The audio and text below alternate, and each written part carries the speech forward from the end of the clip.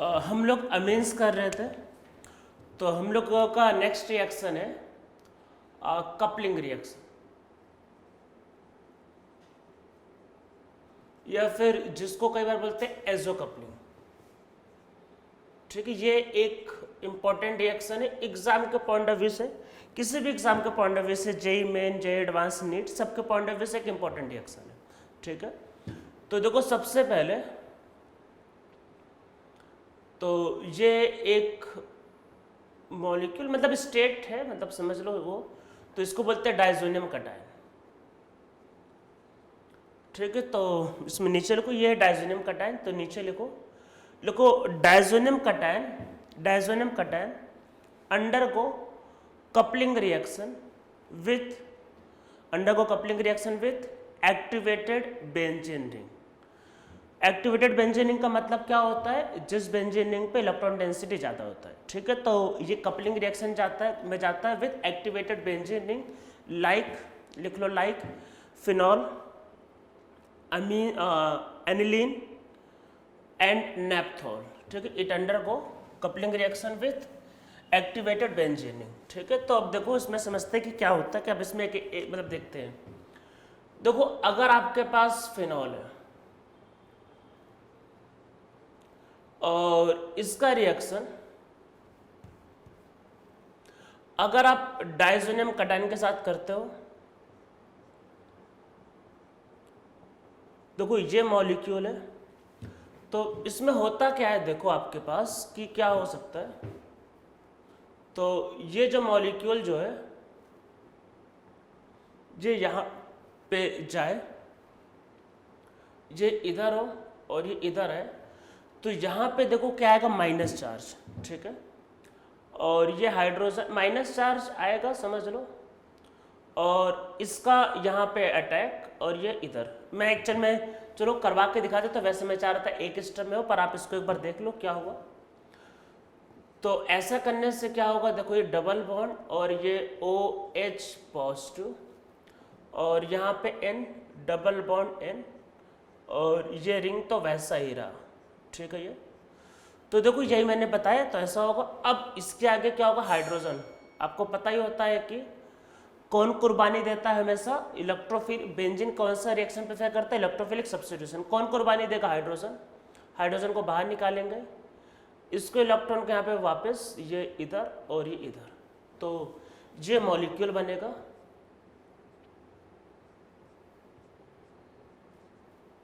और ये N double bond N और ये मॉलिक्यूल। ठीक है, तो मतलब इसको बोलते हैं कपलिंग रिएक्शन या फिर एजो कपलिंग। ये सब जो कलर मतलब मॉलिक्यूल बनते हैं बहुत कलरफुल होता है, बहुत इसमें इंटेंस डार्क कलर होता है।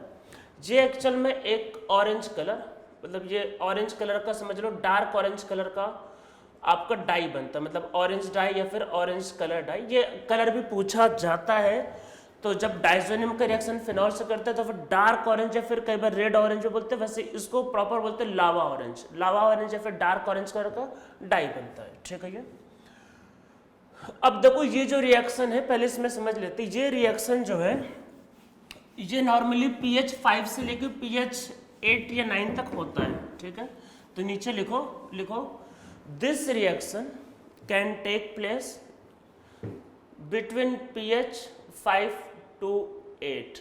ठीक है, 5 से लेकर 8 तक होता है। Means this reaction can take place in slightly acidic as well as in basic medium. दोनों में हो सकता है, मतलब दोनों में हो सकता है, स्लाइटली एसिडिक में भी हो सकता है, स्लाइटली बेसिक में भी हो सकता है, पर इसको स्लाइटली बेसिक मीडियम में प्रेफर करते हैं। ठीक है, तो इसमें नीचे लिखो this reaction can take place in both slightly acidic as well as basic medium, but this reaction is preferred in slightly basic medium.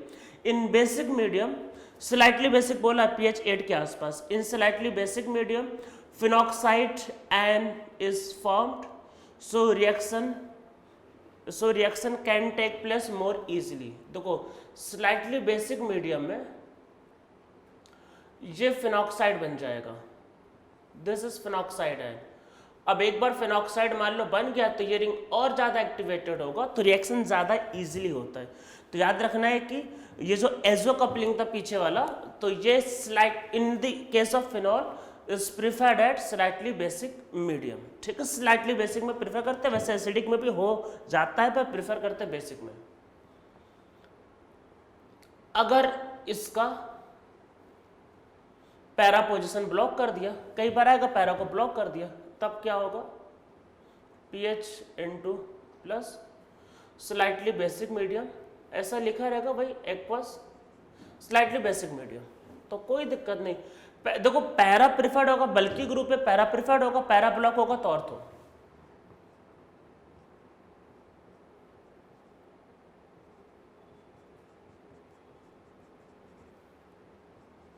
तो ये मॉलिक्यूल बनेगा, ठीक है। तो इसमें नीचे लिखो इफ नहीं, इसमें लिखो normally attack at para position is preferred if para position is block, in that case attack at ortho position take place, तो ऑर्थो पर अटैक होगा, ठीक है। तो अब देखो ये तो आपके पास पहले ही होगा। अब इसमें करते हैं आपका नेपथोल वाला केस। देखो ये जो मॉलिक्यूल जो लिखा है, अरे नेपथिलीन है, ये नेपथिलीन में ऐसा ही ड्रॉ करते हैं क्योंकि इसमें दोनों के दोनों एरोमेटिक होते हैं। ये जो है इसको बोलते हैं नेपथोल, इसको हम लोग बोलेंगे दिस इज अल्फा नेपथोल। अरे ये अल्कोहल हो गया या फिर 1 नेपथोल। अगर आप इसकी रिएक्शन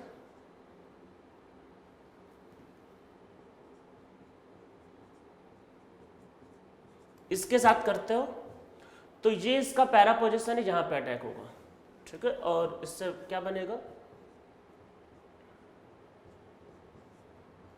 मतलब इसमें क्या होता है, अलग अलग कलर के डाई बनते हैं, ठीक है।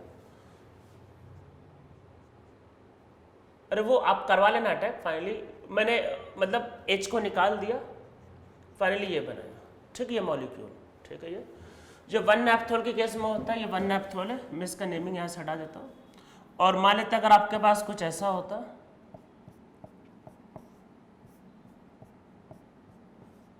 इसको बोलते हैं लोग बीटा नेपथोल या फिर 2 नेपथोल, दो ही हो सकता है, अल्फा बीटा, इसके अलावा कोई पॉसिबिलिटी ही नहीं है। अगर आप इसका रिएक्शन करते हो, देखो एक्चुअल इसमें डबल बॉन्ड यही रहेगा, तो इसलिए ये यही होंगे पाई बॉन्ड। मतलब आप ये मत सोचना कि ये ऐसा और ये ऐसा, ऐसा नहीं हो पा, ये यही स्ट्रक्चर रहेगा, ठीक है। तो वैसे केस में क्या होगा, इसका जो रेजोनेंस जो होगा वो इसको ऐसे ही मिलेगा। ध्यान रखना है कि ये जो पाई बॉन्ड है इनकी पोजीशन नहीं बदल सकते क्योंकि इस केस में दोनों एरोमेटिक है, तो वैसे केस में इसका रेजोनेंस यही मिलेगा, ठीक है। नीचे वाला रेजोनेंस में सीधा सीधा नहीं है इसमें, तो वैसे केस में जो प्रोडक्ट जो बनेगा एक्चुअल में,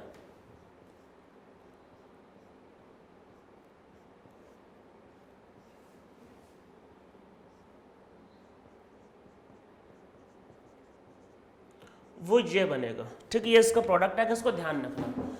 तो ये 1 नेपथोल का प्रोडक्ट है, ये 2 नेपथोल का प्रोडक्ट है, कपलिंग हो रहा है आपका, कपलिंग रिएक्शन, ठीक है। तो ये आपका हो गया मतलब एल्कोहल वाले, ठीक है। तो अब देखो ये एल्कोहल हो गया, ठीक है। उसमें नीचे लिखो coupling reaction in amines is not preferred. Amines में इतना ज़्यादा इजीली नहीं होता, अमीन्स में थोड़ी दिक्कतें है। देखो दिक्कतें समझते क्या क्या है इसमें, क्या क्या दिक्कतें क्या है। सबसे पहली बात तो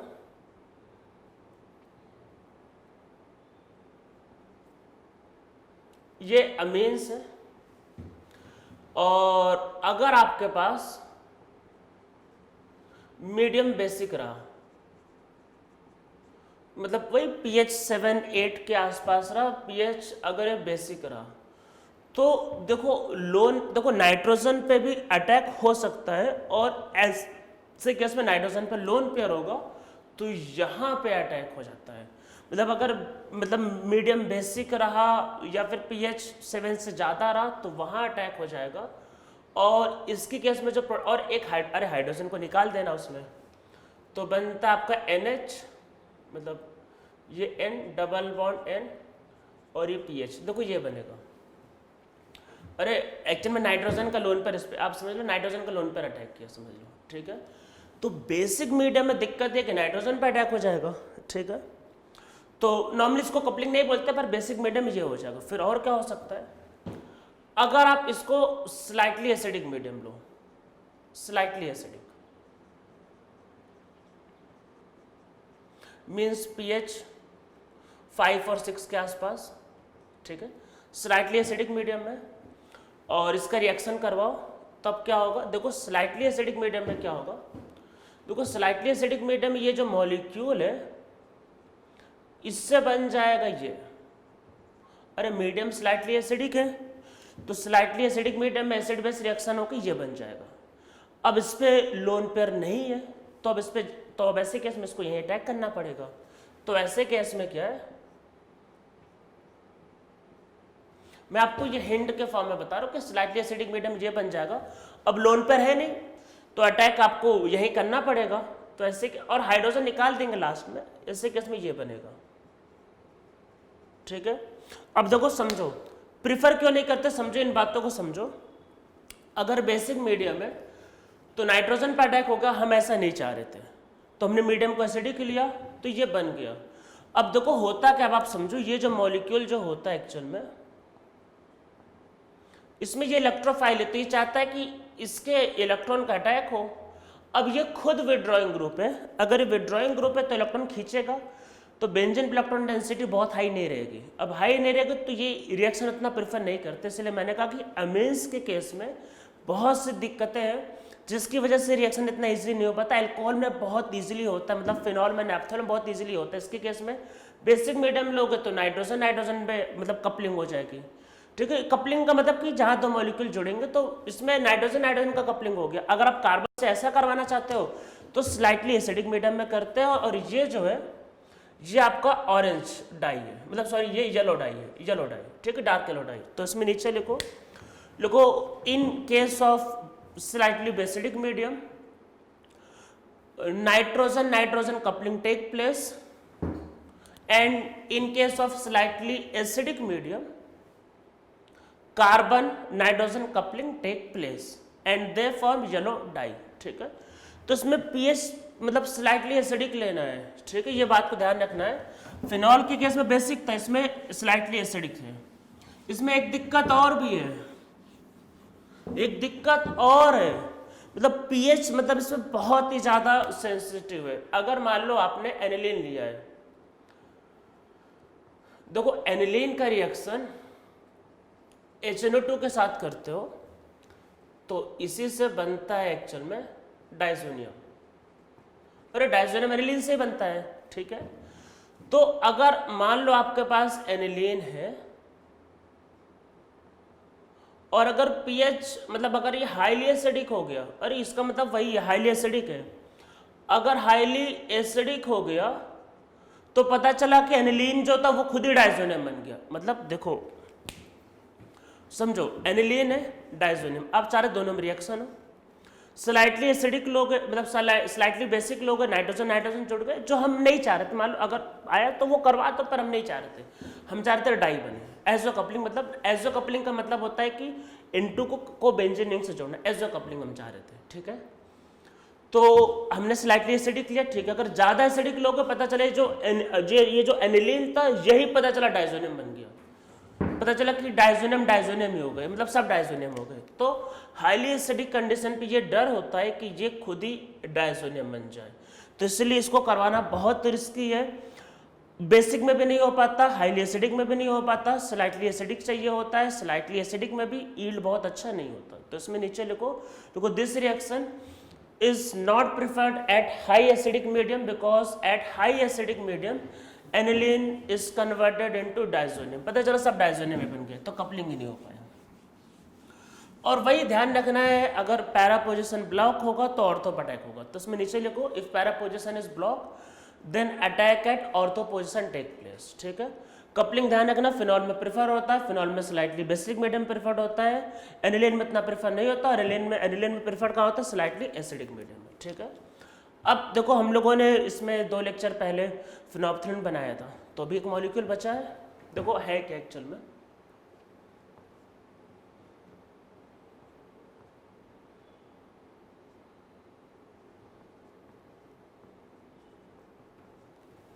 SO3 माइनस Na प्लस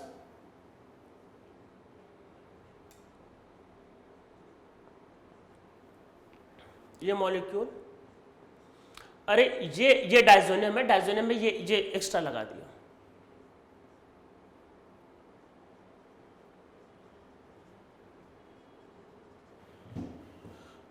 थोड़ा सा बेसिक मीडियम लेते हैं इसमें, स्लाइटली बेसिक, वैसे कोई दिक्कत बहुत मतलब pH 8 के आसपास, ये वैसे ऑलरेडी है, कोई दिक्कत नहीं है। यहाँ पे देखो बल्कि ग्रुप है, वैसे यहाँ पे नहीं जुड़ता है, तो वैसे केस में पहले अब ये करवाया तो ये बता देता हूँ इवन, तो वो वही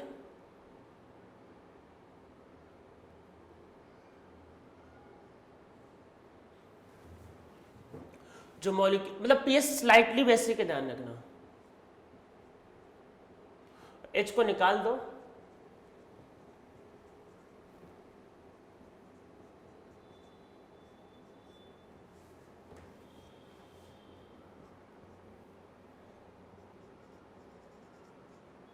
ये है मिथाइल ऑरेंज, और यही मिथाइल ऑरेंज, आपको कहा था ना स्लाइटली बेसिक होता है मिथाइल ऑरेंज, ठीक है, मिथाइल ऑरेंज, ये है मिथाइल ऑरेंज, तो ये मिथाइल ऑरेंज का स्ट्रक्चर है, ठीक है। तो देखो होता कि आपको अगर याद होगा कि एसिडिक मीडियम में, एक्चुअल में एसिडिक मीडियम में ये क्या होता है, रेड होता है, ठीक है। एसिडिक मीडियम में SO3H हो जाएगा, SO3H, तो एसिडिक मीडियम में रेड होता है और बेसिक मीडियम में येलो होता है, ये मिथाइल ऑरेंज का स्ट्रक्चर है, ठीक है, ये मिथाइल ऑरेंज, ठीक। मिथाइल ऑरेंज आपने लोगों ने लिख लिया। इसमें सेकेंडरी और टर्सरी अमाइंस के केस तो किया ही नहीं। देखो अगर आपके पास मान लो सेकेंडरी अमाइंस होता है NH और Me, और अगर आप इसकी रिएक्शन वही मान लो कपलिंग कर रहे हैं, ठीक है, अगर थोड़ा सा बेसिक मीडियम, स्लाइट बेसिक, तो मतलब एक हाइड्रोजन है, निकल सकता है वो, अरे हाइड्रोजन मतलब निकल सकता है, तो देखो क्या बनता है इसमें, PHN Me, फिर N डबल बॉन्ड N और PH, ठीक है, ये होगा, ये कपलिंग आपका नाइट्रोजन नाइट्रोजन कपलिंग होगा एट स्लाइटली बेसिक मीडियम। और अगर आपके पास ये रिएक्शन स्लाइटली अगर एसिडिक मीडियम हो गया तो वही यहाँ पे प्लस आ जाएगा, तो रिंग पे अटैक नहीं होगा, ठीक है।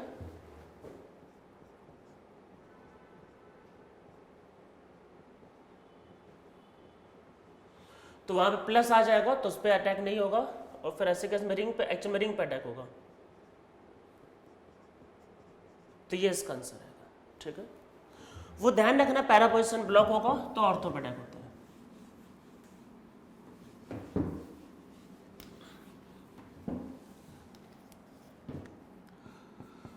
सपोज अगर ये टर्सरी होता तो हम लोगों ने एक्चुअल में मिथाइल ऑरेंज में इसलिए टर्सरी लिया था क्योंकि मान लो टर्सरी है तो देखो होता क्या है कि जब बेसिक मीडियम था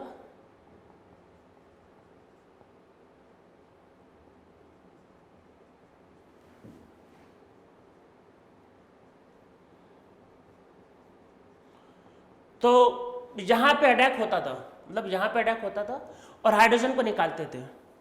अगर टर्सरी है तब तो भाई हाइड्रोजन ही नहीं है, टर्सरी है तब तो हाइड्रोजन ही नहीं है। और याद करो मैंने तो वो पिछले वाले में भी नाइट्रस एसिड के केस में ये बताया था, तो यहाँ नहीं तो इसमें यहीं पे अटैक करना पड़ेगा, इसके अलावा कोई और ऑप्शन है नहीं।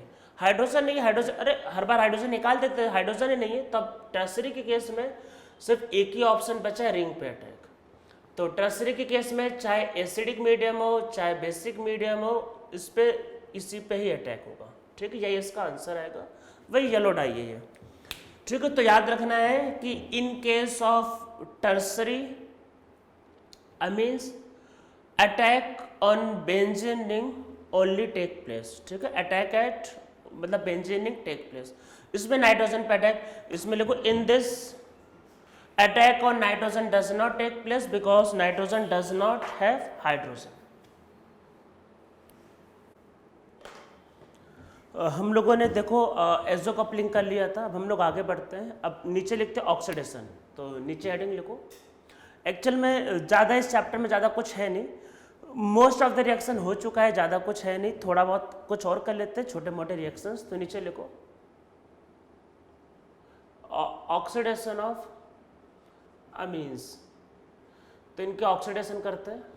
तो देखो अगर आपके पास वही प्राइमरी अमीन्स है, ठीक है, तो कुछ एक ऑक्सीडाइजिंग एजेंट यहाँ पे यूज कर सकते हैं, केमनोफोर या फिर एक और देखते हैं पहले। अगर आपके पास है जैसे ये मॉलिक्यूल, ठीक है, प्राइमरी अमीन्स है, इसकी रिएक्शन अगर आप KMnO4 के साथ करते हो, वही एसिडिक मीडियम है, मतलब केमनोफोर के साथ करते हो, मीडियम कई बार एसिडिक नहीं भी दिया होगा तब भी यही करना है, केमनोफोर के साथ करना है। तो मैं आपको देखो ट्रिक बता रहा हूँ क्या करना क्या है, मतलब RCH डबल बॉन्ड पहले NH कर देना और एक एक हाइड्रोजन बाहर निकाल देना। अरे लॉस ऑफ हाइड्रोजन भी तो ऑक्सीडेशन होता है, क्यों बोल रहे हो, लॉस ऑफ हाइड्रोजन भी तो ऑक्सीडेशन होता है, हाँ ठीक है। ये एक्चुअल में इसके प्रेजेंस में यही होता है, ठीक है। और इसका फिर हाइड्रोलिसिस, क्योंकि वाटर प्रेजेंट होगा तो हाइड्रोलिसिस हो जाएगा और इससे फिर बनता है RCHO, ठीक है। सिंपल सा ट्रिक, अगर आप इसका KMnO4 से ऑक्सीडेशन करोगे तो याद कर लो कि अगर ऐसा कोई केस होगा तो एल्डिहाइड बनाना है, ठीक है, प्राइमरी अमाइन से एल्डिहाइड बनाना है। और अगर आपके पास मान लो सपोज करो इस वाले कार्बन पे हाइड्रोजन कम है, अरे प्राइमरी है भाई, ये सेकेंडरी अमाइन है, प्राइमरी अमाइन है NH2, ठीक है। अगर आप इसका रिएक्शन KMnO4 के साथ करोगे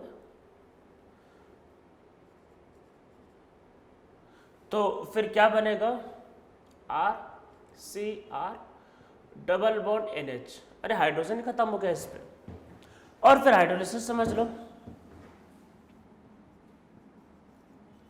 तो हाइड्रोलिसिस में क्या होगा, RC डबल बॉन्ड O और R, या फिर ये समझ लो कि अगर आप इसका ऐसे वाले का ऑक्सीडेशन करते हो KMnO4 में तो कीटोन बनता है, ठीक है। तो ऐसे केस में एल्डिहाइड बनता है, वैसे केस में कीटोन बनता है, ठीक है, KMnO4 के केस में।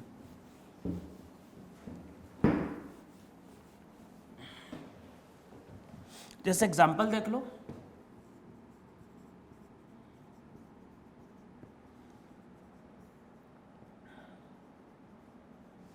वैसे एसिडिक मीडियम भी लेते हैं, पर कई बार मीडियम नहीं भी दिया है तब भी, मीडियम नहीं दिया तो एसिडिक के समझ के सॉल्व करना होता है KMnO4। तो ऐसे केस में ध्यान रखना है वो बनेगा प्राइमरी, मतलब एल्डिहाइड।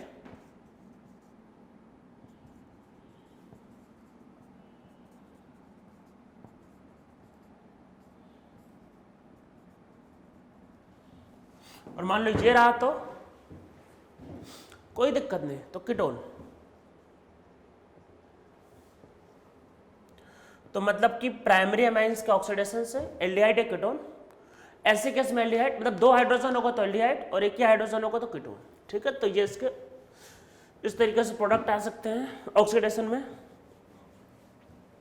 और इसके अलावा और क्या हो सकता है, देखो अगर आपके पास ये एक प्राइमरी अमाइन है, इसका ऑक्सीडेशन करते हैं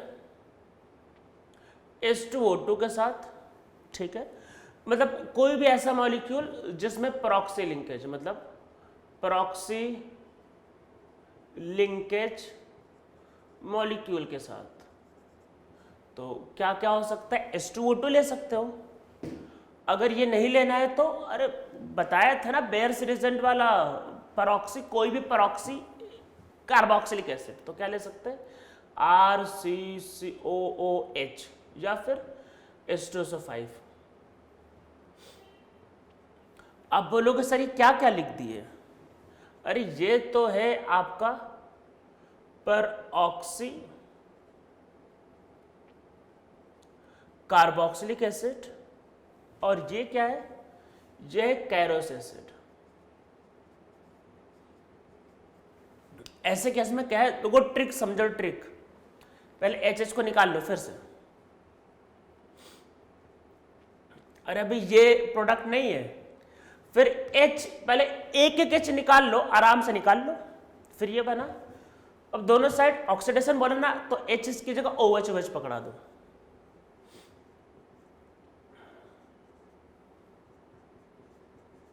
ये इसका आंसर। पहले HH निकालो फिर OH पकड़ाओ, बस ये आंसर। तो इसमें से कोई भी ले सकते हो, ठीक है। फिर से एक और करते हैं।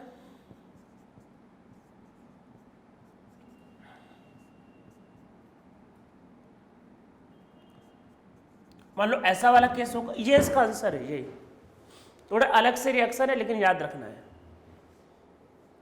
अरे कोई भी रिएजेंट ले लो इसमें से, H2 कोई भी ले सकते हो, मतलब इन गिवन रिएजेंट कोई भी ले सकते हो, इसमें पेरोक्सी लिंकेज है।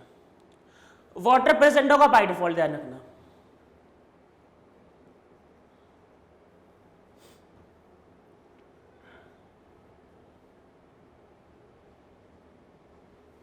कैरोस एसिड क्या बनेगा, पहले HH निकालो,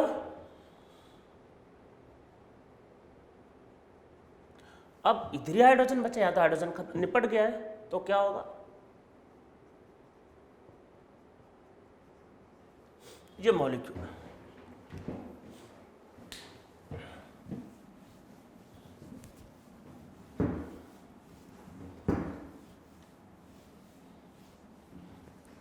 ठीक है, ये तो प्राइमरी अमाइंस था भाई, सेकेंडरी अमाइन में बचा है।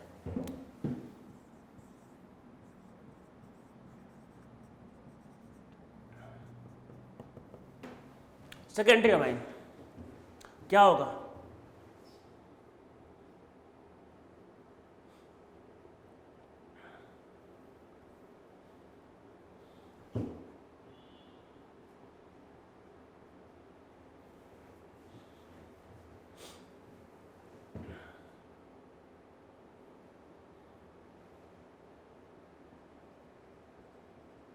अगर आप इसमें KMnO4 लेते हो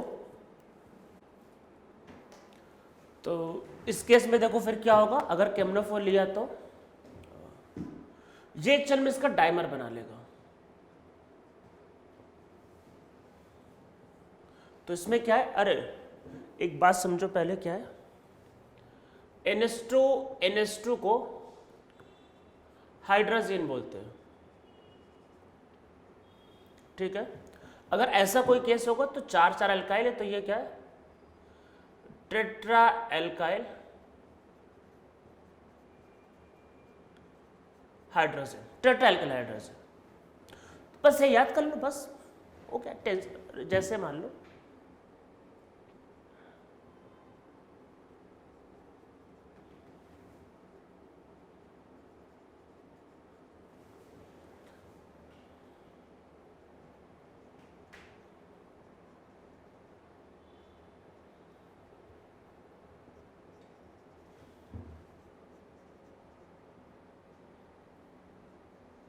अरे ये मैं सोचना कि कुछ ऐसा, ये तो रैंडम स्ट्रक्चर ड्रॉ कर दिया, ठीक है। तो इस तरीके से ये इसका आंसर है।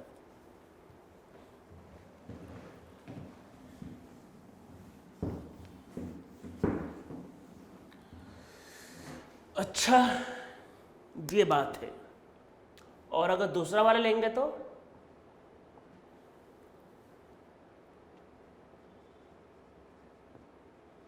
तब क्या होगा, अरे एक H है, हाँ है, तो उसकी जगह क्या करना है, सिंपल OH।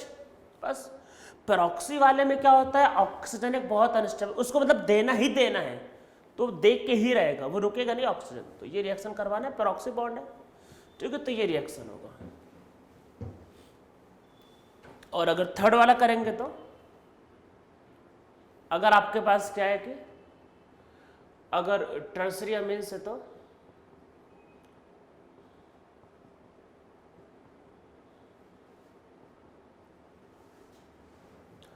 कोई रिएक्शन नहीं, पर अगर इसकी जगह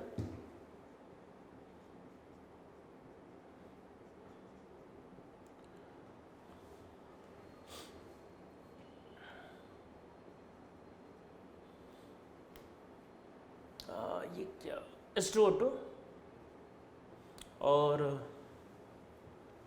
क्या रहता है वो, अरे भाई पेरोक्सी एसिड और H2SO5, भाई इसको तो ऑक्सीजन देना, ये तो रुकने वाला ही नहीं, तो कुछ ना कुछ तो करना पड़ेगा। हाँ कुछ ना कुछ करेंगे तो बनेगा ये। N प्लस और O माइनस। वैसे यही बनता है, और एक R निकालना चाहो निकाल सकते हो, बहुत अगर हुआ तो ये हो सकता है, अदरवाइज कुछ भी नहीं। एक मॉलिक्यूल, एक बात और, एक नया, हाँ, अगर किसी मॉलिक्यूल के अंदर कैटायन आयन, देखो ये चार्ज तो हटा ही नहीं पाएगा। अगर किसी मॉलिक्यूल के अंदर कैटायन और आयन दोनों होते हैं तो ओवरऑल तो न्यूट्रल ही है एक्चुअल में। अरे ये एक ऑक्सीजन इसको फ्री, आप बोलोगे सर ये कैसे बना दिया, देखो एक्चुअल में एक ऑक्सीजन ने फ्री कर देता है, तो इनके बीच में कोऑर्डिनेट बॉन्ड है, एक कोऑर्डिनेट बॉन्ड है ना इसमें। अरे देखो ऑक्सीजन एक वो तो निकाल के रहेगा, कोऑर्डिनेट बॉन्ड को हटाने पे पता ही होता है क्या होता है, सबको पता है, देने वाले में प्लस लेने वाले माइनस। अगर एक मॉलिक्यूल पे प्लस और माइनस दोनों चार्ज है तो ओवरऑल वो न्यूट्रल होगा, और ऐसे मॉलिक्यूल को हम लोग बोलते हैं जब दोनों चार्ज होता है तो उसको बोलते हैं ज्यूटर आयन। तो ज्यूटर आयन क्या होता है, लिखो कि लिख लो ज्यूटर आयन क्या होता है, अगला चैप्टर बायोमॉलिक्यूल में ये कई बार आएगा, तो नीचे लिखो ज्यूटर आयन क्या होता है, लिखो in this both cation and anion exist in the molecule but overall charge in molecule is 0, but overall charge on molecule is 0, overall charge 0 पर कैटायन और एनायन दोनों एग्जिस्ट करते हैं, ठीक है। तो ये हो गया आपका ऑक्सीडेशन। आगे बढ़ते हैं, एनिलीन का करते हैं, एनिलीन का केस। तो आगे लिखो एनिलीन, ठीक है। तो पहला लिखो इसमें हेलोसिनेशन।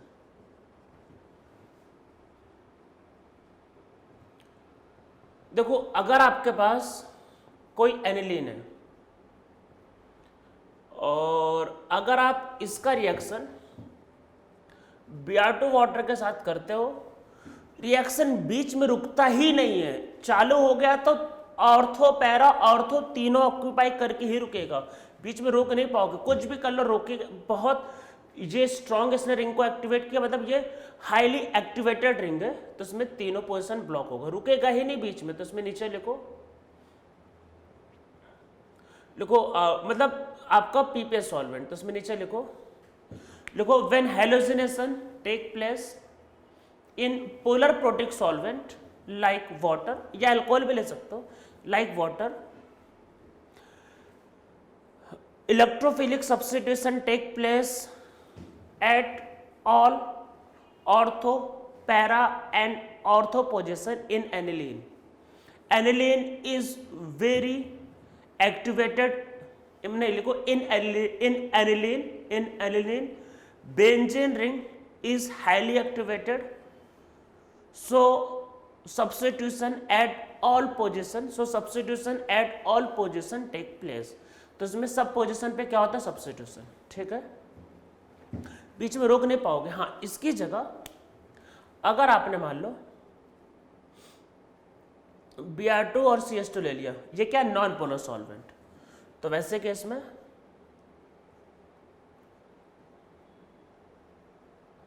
इसका ऑर्थो बनता है या फिर पैरा, दोनों नियरली सेम होंगे, बहुत ज्यादा डिफरेंस नहीं साइज का, तो दोनों नियरली सेम बनेंगे, ठीक है। ये होगा। देखो इसमें एक चीज ध्यान रखना,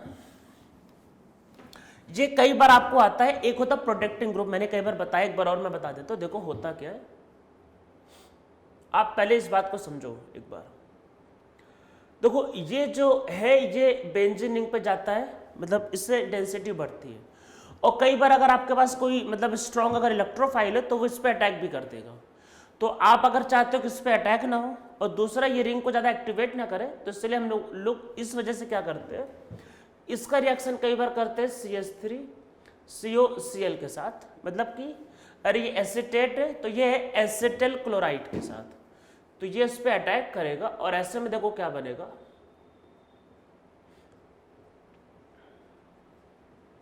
ये मॉलिक्यूल। देखो इसमें फायदा क्या क्या है। पहला तो अब लोन पर इधर भी आपका जाएगा तो बेंजीन पे इलेक्ट्रॉन डेंसिटी कम हो गई, तो बेंजीन अब उतना एक्टिवेटेड नहीं है। ऊपर से नाइट्रोजन का भी लोन पर कम हो गया तो नाइट्रोजन भी इतना एक्टिवेटेड नहीं है, ठीक है। तो ये जो ग्रुप है ये क्या होगा, नाइट्रोजन को भी प्रोडक्ट कर लेता है और बेंजीन को भी प्रोडक्ट करता है, तो इसको हम लोग बोलते हैं this is protecting group. Protecting group में एक बात ध्यान रखना है कि वो इजिली आएगा और इजीली जाना चाहिए, ठीक है।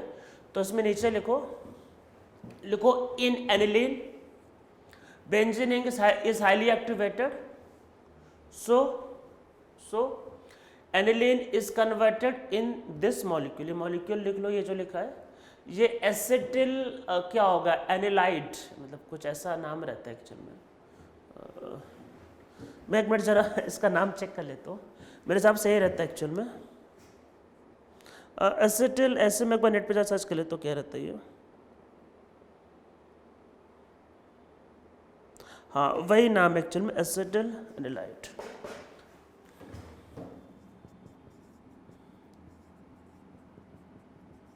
तो ये इसका नेमिंग होता है, ठीक है।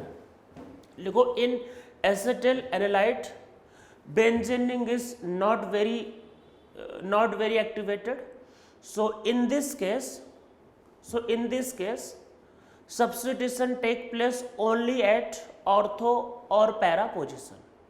In this polysubstitution does not take place because ring is not highly activated, ठीक है। और इसका यूज कई बार इसलिए भी करते हैं कि ये मान लो कहीं इलेक्ट्रोफाइल होता है तो वो नाइट्रोजन को बचाता है। इसमें नीचे लिखो protecting group also protect the nitrogen from the attack of electrophile, ठीक है। एक बात और इसमें नीचे लिखो, प्रोटेक्टिंग ग्रुप वो होना चाहिए जो आराम से और आराम से चला जाए। लिखो protecting group must form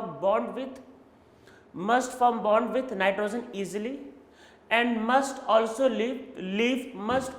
leave nitrogen easily. आराम से बॉन्ड बने और आराम से चला भी जाए। इवन अगर फिनॉल भी होता है तब भी ये काम करते हैं, फिनॉल के केस में भी ये काम करते हैं, शायद मैंने बताया कि फिनॉल में भी ये काम किया जाता है, प्रोटेक्टिंग ग्रुप, ठीक है। और आपको जैसा फ्रेडलक्राफ्ट अल्काइलेशन और असाइलेशन याद हो तो उसमें ये यूज नहीं करते, यही यूज करते हैं। देखो पहले से देख लो, पहले अगर आप इसकी रिएक्शन Br2 के साथ करो, कोई भी लुईस एसिड, अगर लुईस एसिड लोगे, अगर वो होता तो उस पर अटैक कर देता और उसके केस में फिर रिएक्शन नहीं हो पाती। अब इस पर अटैक भी नहीं होगा, आराम से रिएक्शन हो जाएगा।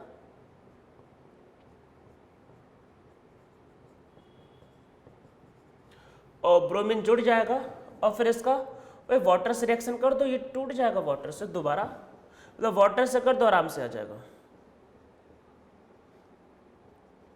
इसमें पैरा वाला ही मेजर रहेगा, ठीक है, ये आपका मेजर होगा, ठीक है। समझ में आ रहा है?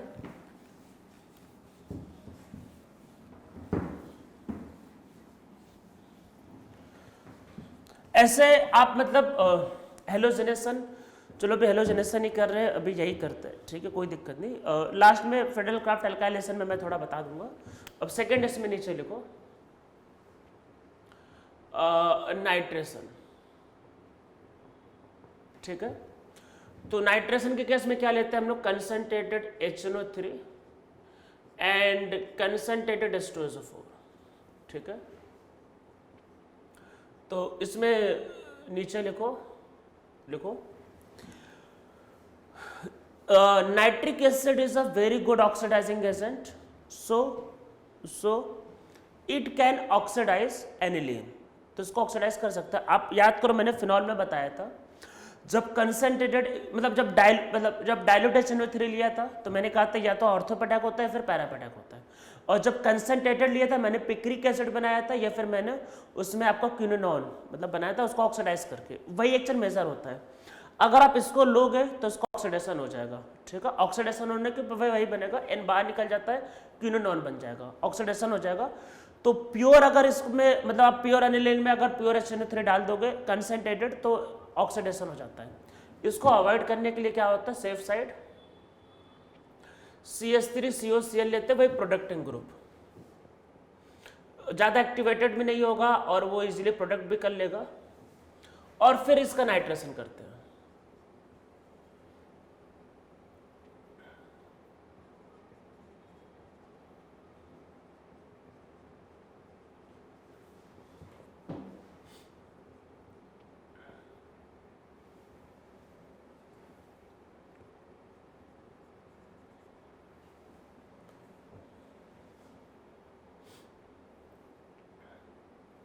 नहीं मतलब ये NHCOCH3 और इस पे NO2, ठीक है। और फिर बाद में वाटर,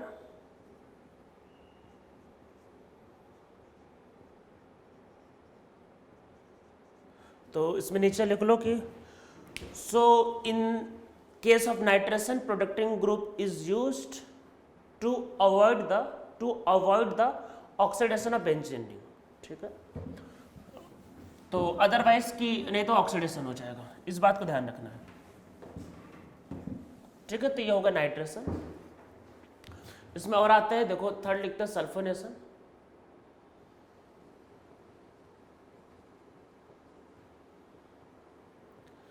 तो देखो सल्फोनेशन की केस में क्या है,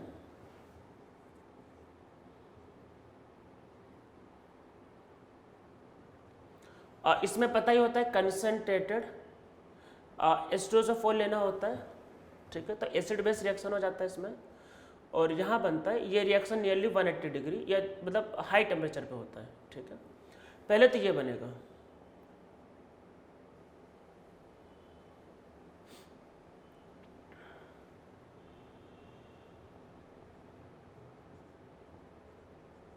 मतलब ये मॉलिक्यूल होगा। इसमें एसिड बेस कराना चाहो तो ये प्लस और इधर माइनस, और साथ में वाटर बाहर निकल के, अरे वाटर बाहर निकल के, ये मॉलिक्यूल, ठीक है। पर अगर आप इसको लॉन्ग टाइम के लिए रख दो, मतलब 3-4 घंटे के लिए, वही हाई टेम्परेचर पे 3-4 घंटे पे रखोगे तो रीअरेंज होता रहता है, और फाइनली इससे क्या बनेगा, देखो पहले ये मॉलिक्यूल बनेगा, इसको जरा ध्यान से समझना। तो पहले तो बनेगा ये, ठीक है, पर ये बेस ये एसिड, इसको ये ध्यान से समझने वाली बात है। पहले तो बनेगा यही, आप अरे सल्फोनिक एसिड, सल्फोनेशन में सल्फोनिक एसिड, पर ये इसमें एसिड बेस रिएक्शन हो जाएगा। तो यहाँ पे क्या होगा, इंट्रामोलिकुलर प्रोटॉन एक्सचेंज। अरे IMP बताया था ना, इंट्रामोलिकुलर एसिड बेस रिएक्शन, ये H इसको पकड़ा देगा, तो ये मॉलिक्यूल इसमें बनेगा NH3+ और SO3-, दिस इज ड्यूटेरान, ठीक है। तो ये इसका आंसर होगा। ड्यूटेरान जब मैंने यहाँ बता दिया, वैसे सल्फोनेशन यही होता है। मैं थोड़ा सा ड्यूटेरान के बारे में बता देता हूँ, क्योंकि बायोमॉलिक्यूल में इसका यूज पड़ेगा थोड़ा सा, मतलब ज़्यादा नहीं, बाकी तो ये आगे आएगा, थोड़ा सा देखो।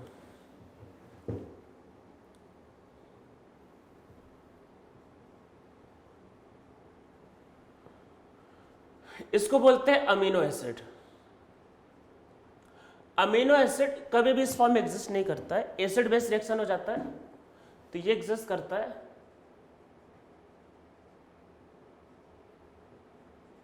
इसमें ड्यूटेरान, ठीक है। तो इसमें नीचे लिखो amino acid exist in the form of zwitterion because carboxylic acid have acidic hydrogen and NH2 is basic in nature, तो वो इसके फॉर्म में ही एग्जिस्ट करता है, ठीक है।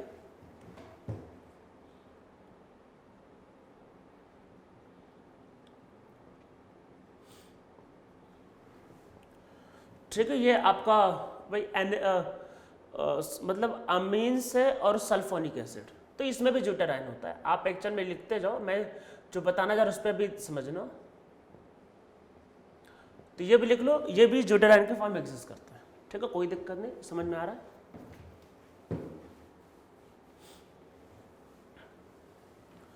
अब देखो इसमें है क्या,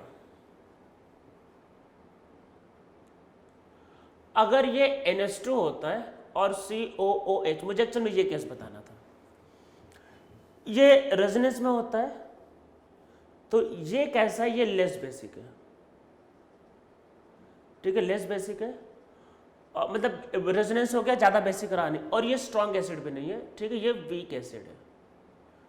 तो जब वीक एसिड है और वो वीक बेस है, तो इसमें ड्यूटेरान एग्जिस्ट नहीं करता, ये इसी फॉर्म में एग्जिस्ट करता है, ठीक है।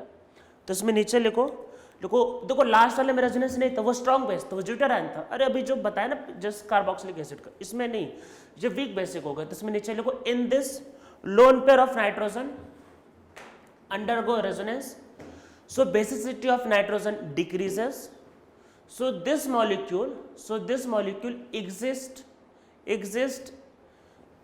in this form only, so this molecule exists in this form only in this zwitterion is not form, इसमें ड्यूटेराइन नहीं बनता, ये ध्यान रखना है।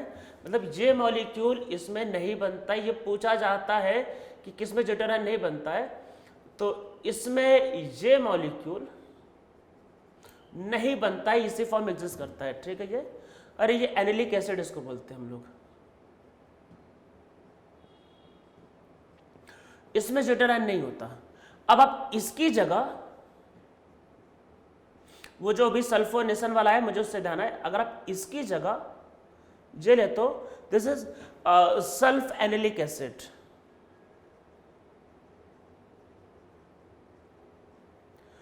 तो ये वीक बेस है, नो डाउट वीक बेस है, पर ये पता है सल्फोनिक एसिड कार्बोक्सिलिक एसिड से बहुत स्ट्रांग होता है, 3 ऑक्सीजन ज्यादा रेजोनेंस, तो ये स्ट्रांग एसिड है, तो यहां पे एसिड बेस रिएक्शन हो जाएगा और ये एग्जिस्ट करेगा इसके फॉर्म में।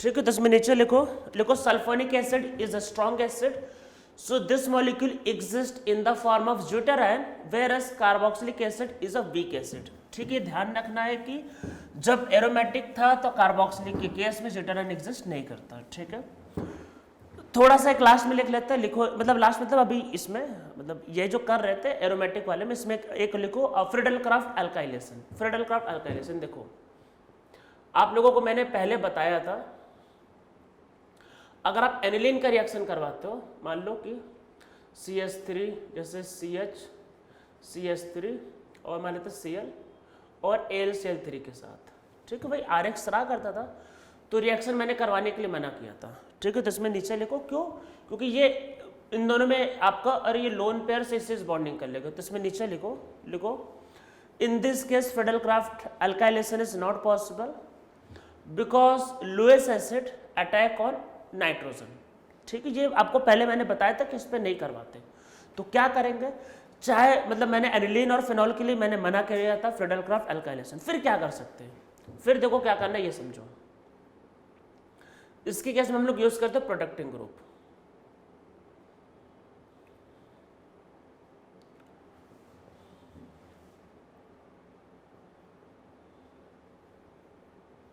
और मैंने ये आपको लिस्ट ऑफ मॉलिक्यूल देखना, लेक्चर्स में जाके देखना, एरोमेटिक वाले में ये वो मॉलिक्यूल है जहां पे कहाँ तक करवा सकते हैं आपका फ्रीडल-क्राफ्ट, कौन सा, अरे ये फ्रीडल-क्राफ्ट अल्काइलेशन।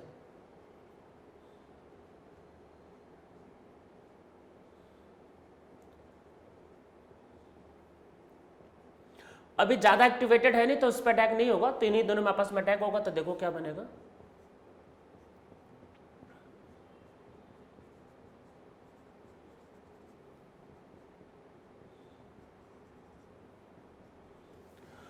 फिर से वाटर,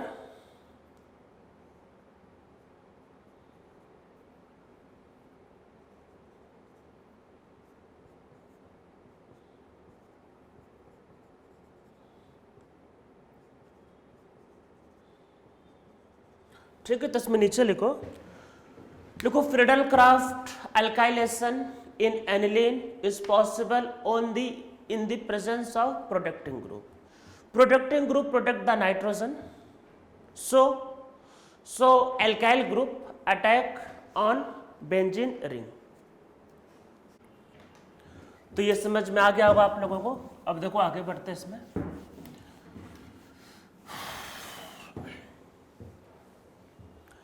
तो देखो है क्या इसमें फिर आपका हम लोग आगे करते हैं इसमें एग्जॉस्ट कर देंगे पूरा, एग्जॉस्ट अल्काइलेशन। वैसे ये आपको कई बार बता रखा है, ये ऑलरेडी पता है, पर जस्ट रिवीजन, जिसको बोलते हैं आप लोगों के लैंग्वेज में ब्रशअप कर देते हैं इसको। ठीक है, तो देखते क्या होता है, ऑलरेडी बताया हुआ रिएक्शन है ये। तो जैसे मान लो आपके पास कोई RX है और ये एक्सेस में है, इसकी रिएक्शन अमोनिया के साथ करोगे तो देखो पहले क्या बनता है RnH2, फिर एक्सेस में है तो फिर बनेगा R2NH, फिर आर एक्स के साथ रिएक्शन होगा तो बनेगा R3N, और फिर आर एक्स के साथ रिएक्शन तो R4N plus and x minus, ये सबको पता है ये क्या होता है, दिस इज क्वाटनरी। ये तो इवन कई बार आ भी चुका है आप लोगों को, this is quaternary ammonium salt. ये 2 बार पहले बताया हुआ है एक्चुअल में, 2 बार पहले से बता रखा है। एक बार आप लोगों को बताया हुआ हाइड्रोकार्बन में, और एक बार बताया हुआ, एक बार हाइड्रोकार्बन बताया और एक बार आपको रिएक्शन मैकेनिज्म में, ठीक है। तो देखो होता क्या एक्चुअल में, इसमें समझो, अगर आपके पास क्वाटनरी अमोनियम सॉल्ट होता है, अगर आपके पास, अरे R4N+ पे जाओ, अगर आप इसकी रिएक्शन किसी बेस के साथ करते हो और इसको मतलब हीट करते हो, मतलब कि किसी बेस के साथ अगर हीट करते हो तो यहाँ पे इवन सीबी मैकेनिज्म होता है। इवन सीबी के बारे में जानना है तो आप जाओ रिएक्शन मैकेनिज्म, मेरे लेक्चर पे आपको मिल जाएगा। इवन सीबी मैकेनिज्म होगा तो एक एल्कीन बनता है एक्चुअल में बेस की प्रेजेंस में, और साथ में R3N। तो ये ध्यान रखना हॉफमैन एल्कीन, तो इस बात को ध्यान रखना हॉफमैन एल्कीन। तो इसमें नीचे लिखो, देखो quaternary ammonium salt when heated in the presence of base E one CB mechanism take place. E one CB मतलब कि elimination unimolecular conjugate base, elimination unimolecular conjugate base mechanism take place and Hofmann alkene is form. In this Hofmann alkene is the major product. देखो समझते क्या,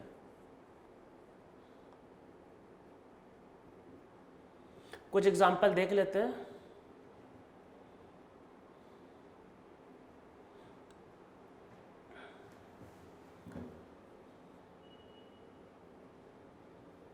कोई भी base ले सकते हैं, कोई भी बेस हीट, इवन सिर्फ हीट से भी कई बार हो जाता है। देखो क्या है, सबसे पहले इवन सीबी में क्या होता है, बीटा पोजीशन पे एनायन आता है। यहाँ बीटा है नहीं, बीटा है नहीं है। देखो इवन सीबी के लिए याद रखना है कि एनायन एट, मतलब इसमें नीचे लिख लो, लिखो in case of quaternary ammonium salt stability, in case of quaternary ammonium salt stability of anion at beta position decide the major product decide. अब देखो इसमें है ही नहीं बीटा पे, बीटा ही नहीं, एक ही एक अल्फा, अरे पहला अल्फा, अरे इससे एल्कीन तो बन ही नहीं सकता है। तो देखो ये क्या है, इधर देखो अल्फा और बीटा, और ये क्या है अल्फा बीटा, ये बीटा। तो यहाँ पे देखो अनायन और यहाँ पे अनायन, तो ये प्राइमरी अनायन ज़्यादा स्टेबल होता है पता है। तो वैसे में क्या होगा, यहाँ अनायन आता है और ये इस पर अटैक करेगा, उसको बाहर निकालेगा, ठीक है। मतलब कि ये वाला अनायन ज़्यादा स्टेबल है, ठीक। ये वाला अनायन ज़्यादा, तो इसका मेजर प्रोडक्ट क्या बनेगा, CH2 डबल बॉन्ड CH2, ये मेजर प्रोडक्ट बनेगा। और N CH3 CH3 CH2 CH2 CH3, मतलब ये हॉफमैन एल्कीन से मेजर बनेगा। इवन मैं आपको एक मतलब बहुत इंटरेस्टिंग बात बताने जा रहा हूँ नीट के लिए, मतलब नीट में ये मतलब इस टाइप के क्वेश्चन कई बार आ चुके, 2-3 बार आ चुके, और हर बार का आंसर इथीन ही था। तो मतलब मैं ऐसा कई बार जोक में भी कहता हूँ कि अगर आपको ऐसा कुछ दिखाई दे, तो अगर आपको इथीन दिख रहा है तो नॉर्मली उसका आंसर इथीन रहता है। देखो ऑलवेज मैं नहीं बोला, पर नॉर्मली इथीन रहता है। और ये इत्तेफाक कह दो या फिर जो भी समझो, नीट में जितनी बार आया इसका आंसर इथीन ही था, ठीक है। तो अब वो तो डिपेंड करता है क्या दिया है, पर नॉर्मली हॉफमैन एल्कीन बनता है, और उसमें नॉर्मली छोटा वाला एल्कीन जो होगा वही बनता है, और नॉर्मली इसमें इथीन ही बनता है। बाकी तो डिपेंड करता है क्वेश्चन पे। तो चलो इस पे 1-2 क्वेश्चन कर लेते हैं। वैसे ये क्वेश्चन बहुत करवा रखा है एक्चुअल में।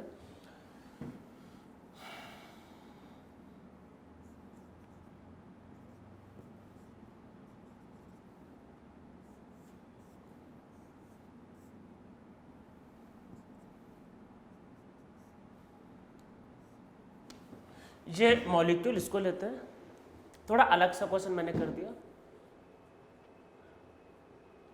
देखो अल्फा है नहीं इधर, मतलब बीटा नहीं है, तो अल्फा बीटा और ये बीटा। क्वेश्चन है किधर वाला आनायन ज़्यादा स्टेबल हो, किधर वाला स्टेबल होगा। एक्चुअली ये इस पर अटैक होता है और ये टूट जाता है। तो देखो इस पर क्या बनेगा, ध्यान से देखो,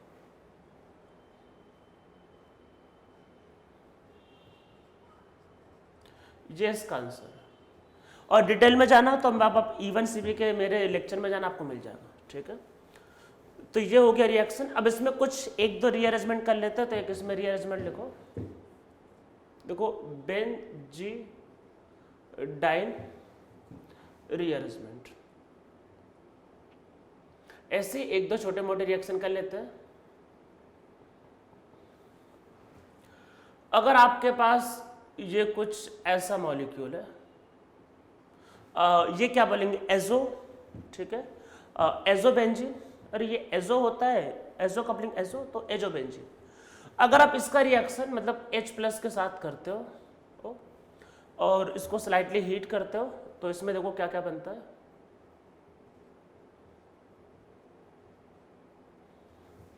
मतलब H+ अटैक होकर टूट जाता है, समझ में आपको आ जाएगा। मैकेनिज्म नहीं बता रहा, सब काम का नहीं है।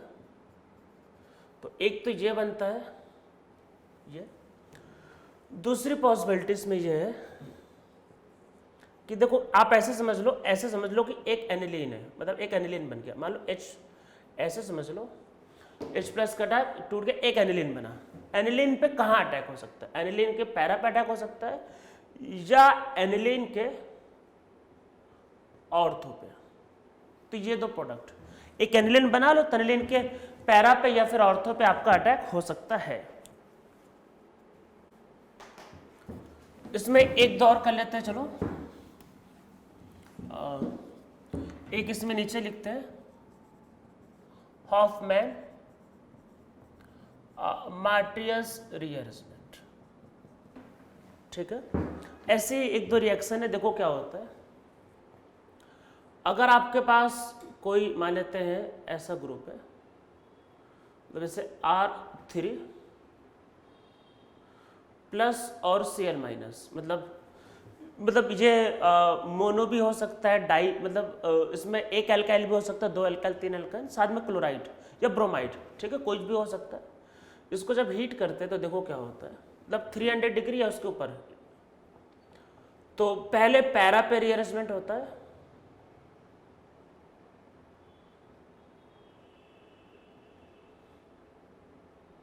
एक पैरा पे आ जाएगा।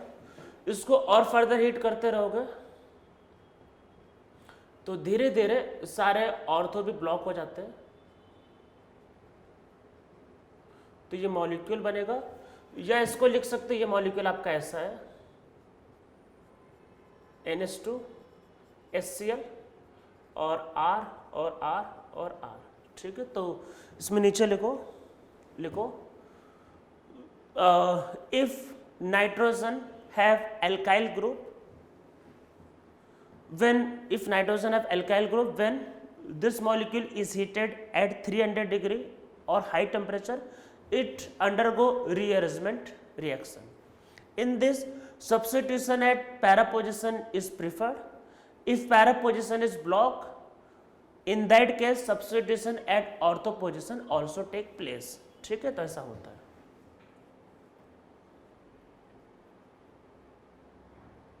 मान लो अगर ऐसा कुछ होता है, कुछ एग्जांपल समझते हैं।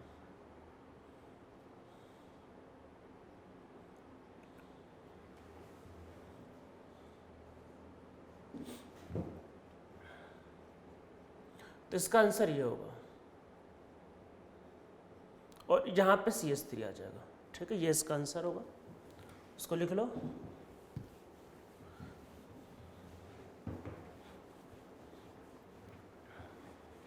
और अगर इसकी जगह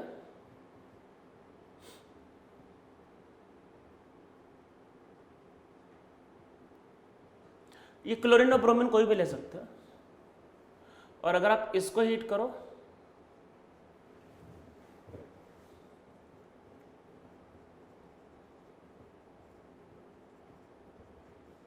मतलब ये सब ऐसे रिएक्शन है जो बस पता होना चाहिए। तो इसमें एक एक करके तीनों पोजीशन ब्लॉक हो जाएगा, ठीक है। पहले लेकिन पैरा, ठीक है। तो ये आपका होगा हॉफमैन रिएक्शन। एक इसमें और कर लेते हैं ऐसे, एक है आपका फिशर रीअरेंजमेंट या फिर फिशर हेप, मतलब फिशर हेप भी कर सकते हैं, सिर्फ फिशर हेप, ठीक है। फिशर हेप एक्चुअल में बल्कि होगा फिशर हेप या फिर फिशर रीअरेंजमेंट, ठीक है। तो इसमें देखो क्या होता है, अरे सब उसी के मिलते जुलते, NR और साथ में इसमें कोई ग्रुप लगा होगा Z, इसको जब आप हीट करोगे, स्ट्रॉन्ग हीट, तो ये NHR हो जाएगा और यहाँ पे Z आ जाएगा, मतलब ये हाइड्रोजन ऐसा उधर चला जाएगा। इसमें Z क्या क्या हो सकता है, इसको कई बार हीटिंग HCl के प्रेजेंस में भी करते हैं। क्या क्या हो सकता है, NO हो सकता है, NH2 हो सकता है, ठीक है, ऐसा कोई भी मॉलिक्यूल आप ले सकते हो इसमें, ठीक है। तो ये मॉलिक्यूल आप इसमें रीअरेंज कर सकते हो, ठीक है। तो ये आपका होता है फिशर हेफ रिएक्शन। इसमें एक दो मॉलिक्यूल का लिस्ट और लिख लेते हैं एक्चुअल में। ये OH भी हो सकता है और ये ऐसे NO2 भी हो सकता है, ठीक है। इसमें चलो कि एग्जांपल कर लेते हैं, फिर देखते हैं।